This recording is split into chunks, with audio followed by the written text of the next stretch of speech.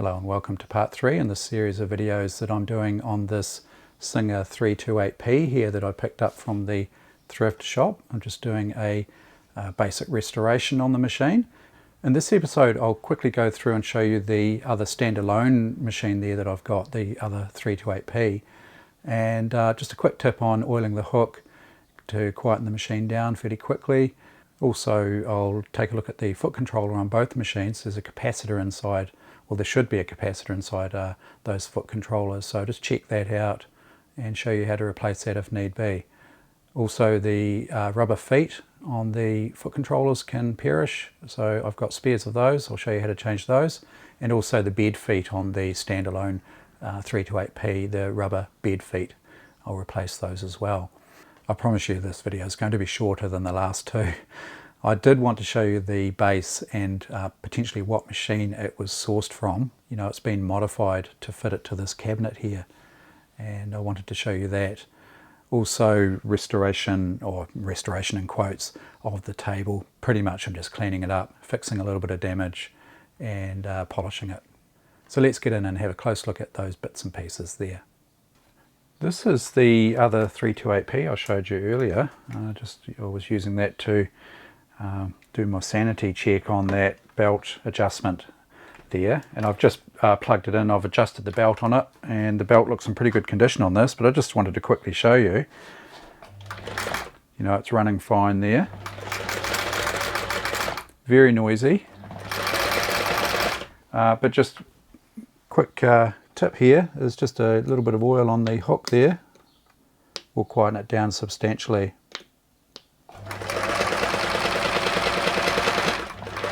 Still a little noisy, but you know, I haven't oiled anything else there. Do some of the, you know, the major bearings there, probably a good idea. But yeah, I hope to restore this one as well. I need to order a couple of the plastic posts, you know, these spool pins here. I might have a couple in stock. I'll just have to go and have a look. It needs a bit of a clean up, but it's in pretty good nick. But I also wanted to show you the base here. This is the original base for it here. There's the bottom cover. It's seen better days. It's got, you know, a big crack down here and a bit of cracking going on here. I just grabbed this out of storage. The latch there, the latch is missing on this side here. A couple of screws there. So that basically just pops on there. You put the bottom cover on, and then you pop that cover on there, and you put in your, you know, your two screws here. So that's how the base normally works on one of these. That, and that's, you know, that's normally how they come with a case, a lid over it. It's in, I've got the lid for it. I don't want to show you, it's in a really bad state. It needs a really good clean. It'll come up okay with a clean, but I just didn't want to show you that as it was, and I couldn't be bothered cleaning it. At some stage I will, when I restore this machine. I might do another video on that one. So yeah, that's you know, another good runner, no problem whatsoever. I can't see any reason why that won't sew. As I say, the motor belt's in really good condition. What I'm going to show you now is inside the foot controller, so make sure that you disconnect the power there. From memory, I think there is a capacitor in here. If it's not, it's possible it's been removed already. So I'll just whip these 4 screws here out. That little foot there is in bad shape. I've got spares of those. I've got brand new ones of those. This one here is not in very good condition either.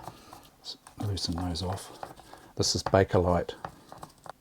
Get this out of here. Sometimes just a pull on the cable there. You know, they can be quite tight to get out of there. So sometimes just a pull on the cable there, down in this direction, and a push sometimes on the foot control lever there. Yeah, so you can see here that this is a modern 0.1 microfarad capacitor that's been changed. So you can see a little bit of residue in here. That's that sort of browny sort of colour there.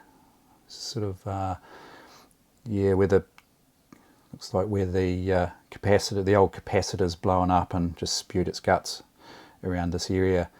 And yeah, so we've got a 0.1 microfarad modern replacement there. You can run the machines, I've explained this before in other videos, but you can run the machines without these capacitors. It just smooths the power, it takes some of the noise off the line.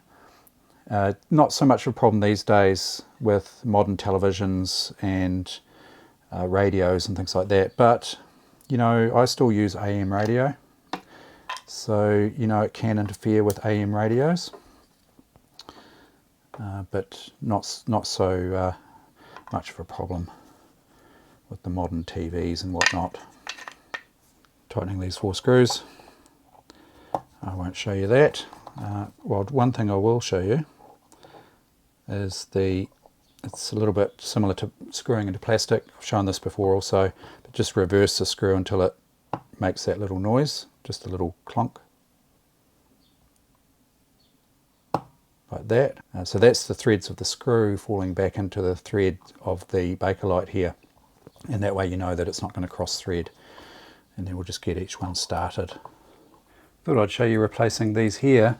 This is the machine foot controller that's from the cabinet, so those 2 rubbers there, they don't look too bad, but these 2 here are quite squished, that one, especially that one there.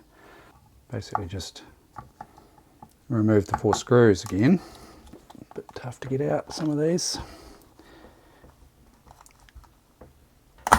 Yeah, that one's quite jammed in there. Could probably just remove it that far, but I actually want to have a look at the capacitor in this one. Oh yeah, they sort of jam onto the side of the outer case there.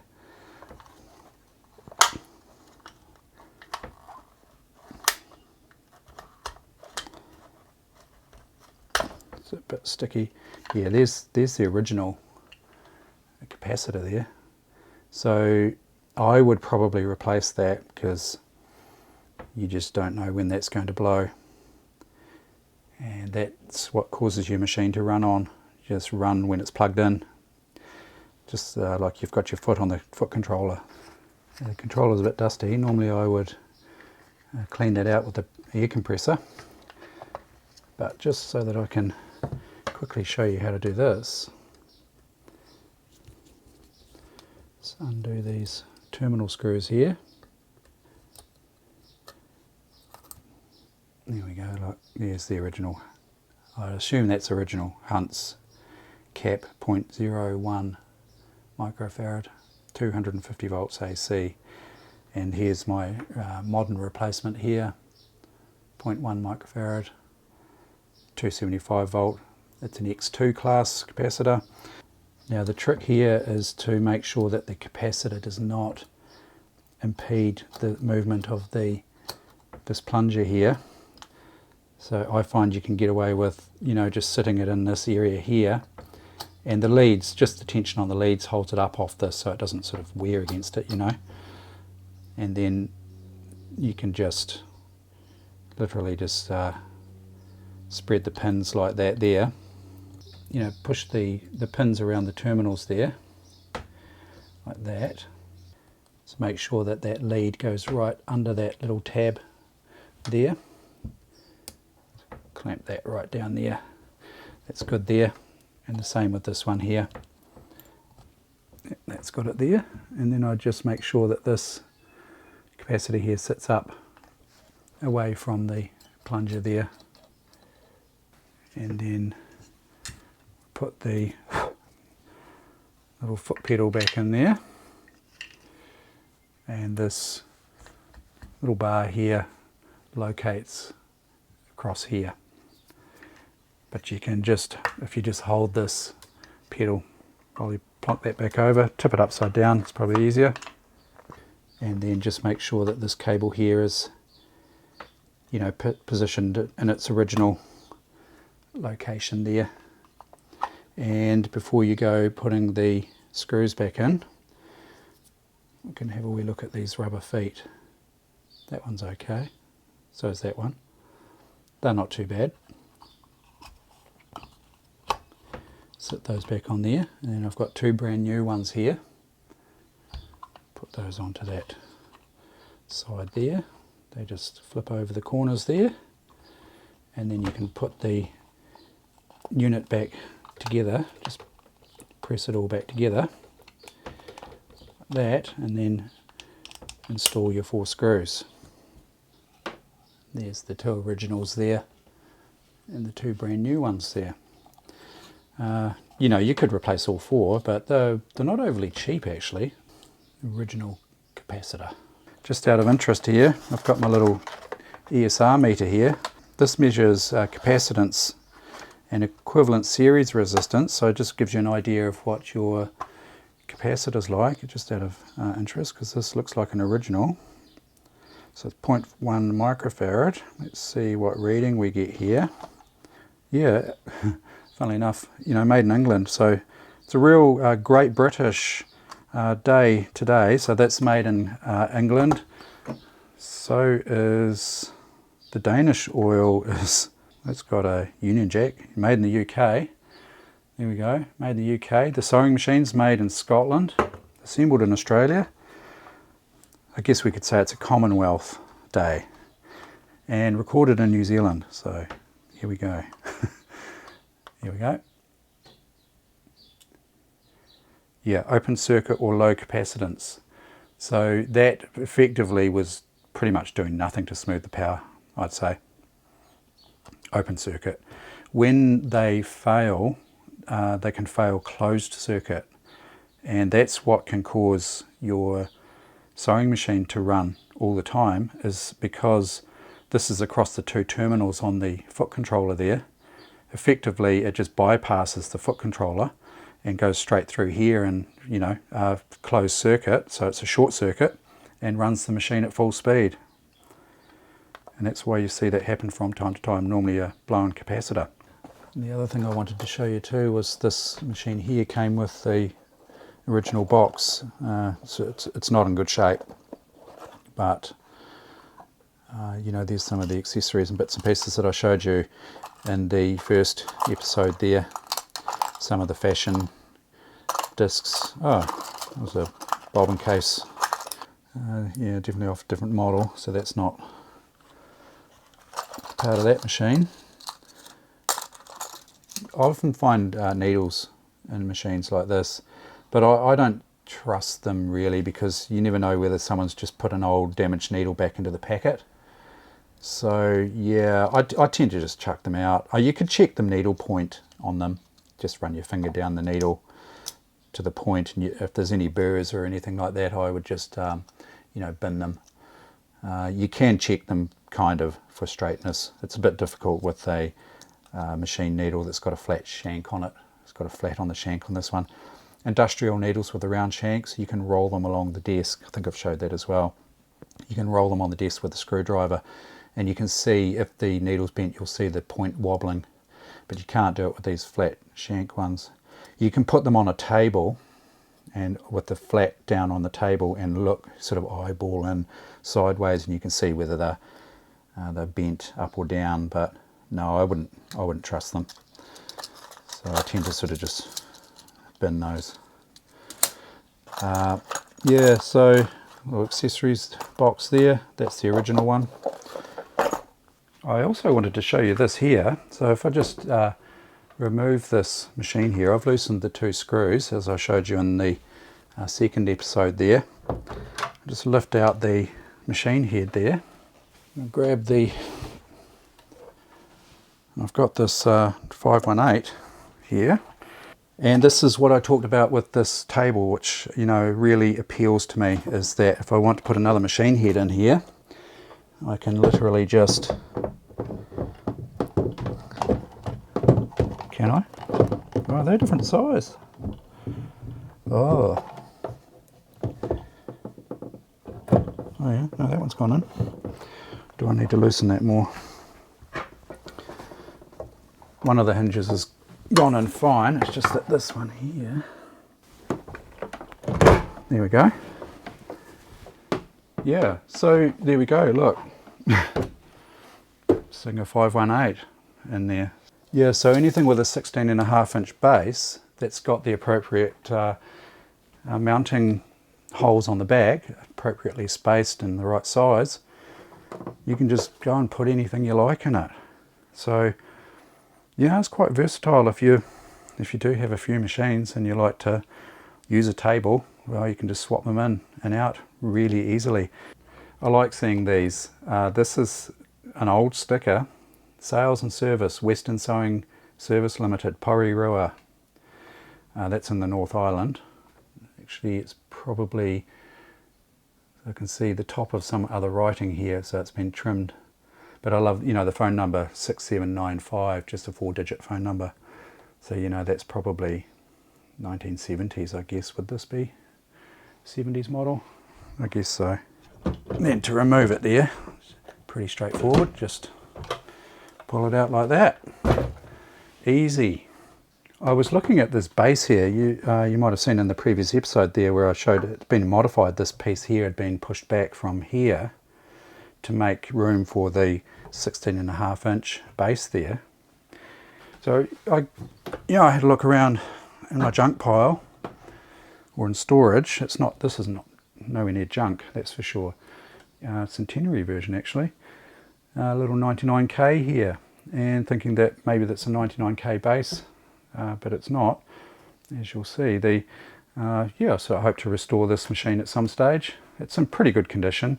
So when I say it's a junk pile, it's really just a bunch of machines that are in, you know, I've not had the chance to restore or look at or whatnot, you know, to get going, to test if the machines are past it, you know, if they're really worn out or parts missing, things like that, well then I just use them for parts. But generally a machine like this, it's fairly complete, I would restore, especially being the Centenary version there. But if we have a look there, you can see it's not a 99K. It's a longer base. I thought that maybe this, being a shorter machine, might have fitted into here, but it doesn't. And of course the next option is a 201. Yeah, sorry about the state of this. It's out of the spare machines pile as well. Nice little fawn 201. And if we have a look at that, again, you know, this looks fairly complete. I've got the foot controller for it and the lid, the case lid. But if we have a look at that, so you can see there what I was saying in the previous episode is, you know, this here just caught my eye as being too narrow. You know, this is the sort of space here that you need to accommodate some bits and pieces and the little lid here, or the knee lever foot controller. So you can see there that's the original position of this piece of wood here, this separator, and you know, that's the original position there where they've just cut it and moved it back here. So yeah, more than likely 201 base, I would say. That's been modified. I've just hacked through here, hacked through at the back and moved this here to accommodate the wider machine. So that's 14 3/4 inch, these ones. So we've got the 99K, I measured at 12 3/8 inch, the base here. And the 201 here, that's 14 3/4. And then we've got the likes of, you know, the 328P and this 518 here, that's 16.5 inches. So anything that's 16.5 inches obviously will fit into here. It's pretty handy. The other thing I wanted to sort with this here is I've got a couple of missing corner pieces. It looks like, you know, when they've hacked this off here, you can see where the corner pieces were here, these corner pieces here. That's where the bed actually sits down, like a couple of little spaces there. There should be 4 of them. And it looks like they've just got lost and not bothered to replace them, which is a bit of a shame. So I really just need to look out for some spares. That one's got all 4, you can see up the back here. See, that's loose. Actually, that one's going to come out. So this is what I need to reproduce, something like that. Or just find an old base somewhere, just got these corner pieces, you know, add them into here to give a little bit of stability, because the machine actually drops down too far. I think I showed in the first part of the series there where the slide plate on the 328P catches on this here because it's not high enough. The bass is not high enough. So it's another thing I want to sort out. Okay, to the table here. So this right wing here, this is the worst one here. This here is the stabilizer, and you can see that it's split, it's been broken.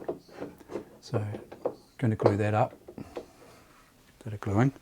But what's happened here is someone has opened the bench lid, or the wing here, folded that out, and you'll see down here they've leaned on it or just let it go, and it's split here. You can see it's split right along there, and then you can see a split. So I think to do this properly, and as I say, I'm no furniture restorer, but I think I need to take these 3 screws out here of this hinge and the other hinge here, take this whole thing off, and just separate this split a little bit and get some glue down into there. Some good high strength wood glue. And here you can see quite a crack. You can actually see right through it.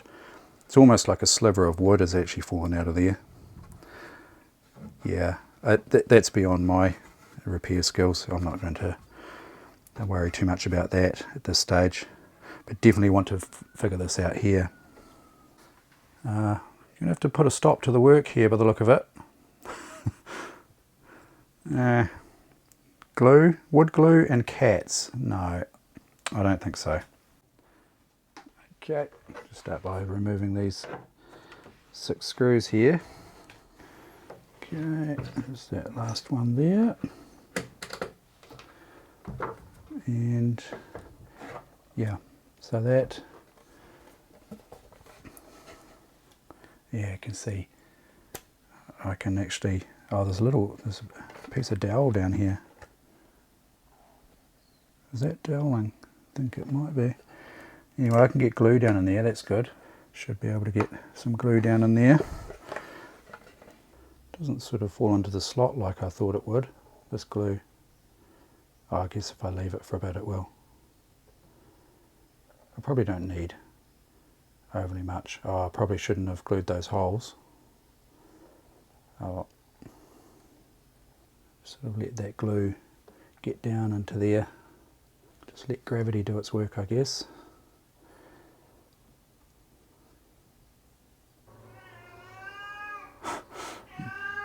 Molly? She's meowing like that at about 5:30 in the morning because she wants either water or food or both. So someone has to get up and deal with that. It's like having a baby in the house.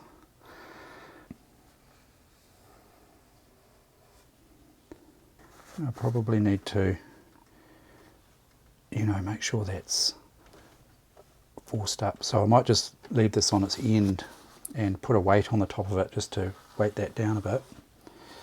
This one is going to be a little bit more difficult because it's harder to split open. In fact, I think I might just, if I just force it open a little bit, I might be able to get some of this down there. Just leave that to sort of dribble down into the slot there. Give that a bit of a wiggle, that might help work it down into the gap a little bit better. Oh, I can see it going right down in there. Yeah, that's pretty good there. There's quite a bit of glue down in the gaps there. I'll just give that a wipe off with a damp rag here. And then I will go and put something heavy on it and just leave it for an hour or so. Okay, I've left this overnight here and came up not too badly actually. Yeah, you can hardly see the crack there. The other side, I mean you can still see the crack there, but it's strong. And this one here, I probably could have clamped that a little bit more, pulled this in here, you can still see the crack there. but yeah, doesn't look too bad. Put that back on here. Just screw that back in. Just making sure I don't over tighten those screws. I don't want to strip that out completely. I'll grab my drill because there's quite a bit of glue down on this one here. I just need to re-drill that out.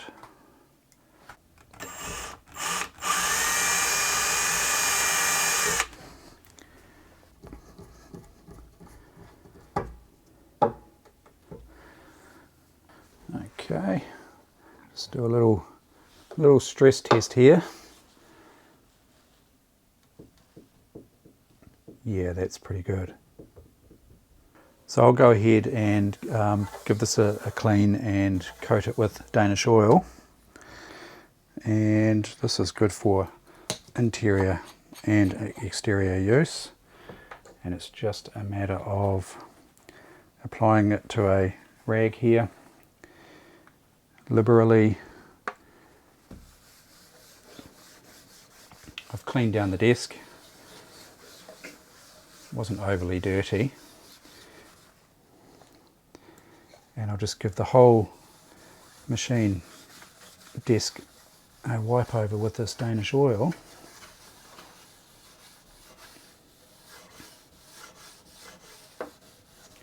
That's coming up quite nicely actually.